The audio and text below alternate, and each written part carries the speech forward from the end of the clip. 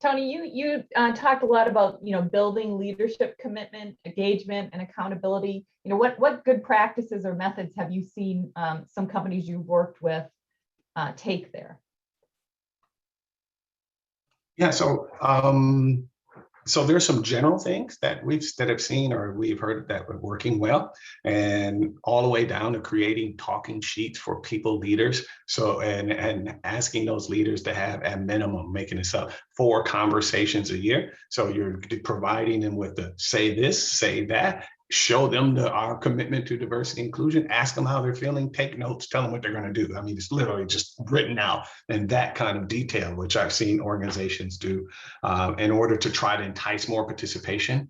We also seen organizations attempt to quantify how often senior leaders show up at internal/external events. So if you're a senior leader, did Beth go to an ERG this month? Did you go to 2 of them? And over the course of the year, did you visit so many spaces so that you were present? And so they were really trying to get some of that qualitative data to show up, in addition to the quantitative data that John points to when we start to talk about representation and succession planning and movement and other things. So around participation, we see that, man, I don't know if there's an organization in the US that's not doing unconscious bias training, but one of the things that's interesting about unconscious bias training, which I find fascinating from the research, is that they say is that the more you study unconscious bias training, the better you get at recognizing bias in other people. And what we really want is for you to think about what are the ways that we can get people to reflect on their own biases. And so we see a lot of asking leaders to share stories,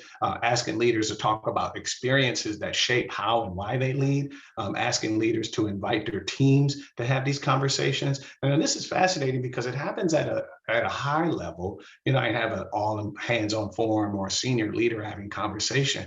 But where the real rubber seems to have the greatest impact is where we can get mid-level people, leaders, facilitating those type of conversations with their small teams.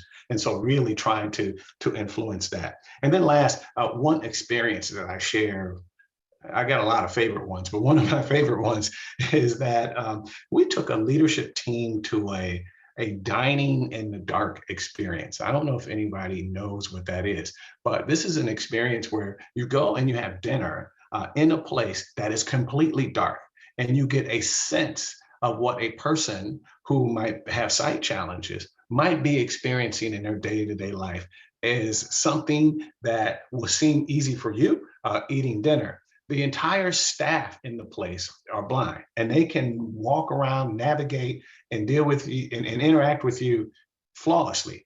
You're sitting at a table, you can't see your hands in front of you. You can't see the food on your plate. And having the C-level leaders have experiences, those type of emotional experiences where they are able to kind of discuss and talk about that, has really went a long way to pulling them to understanding the experience of other people. That's a great example, Tony. Really impactful one, I'm sure, for those that have been through it.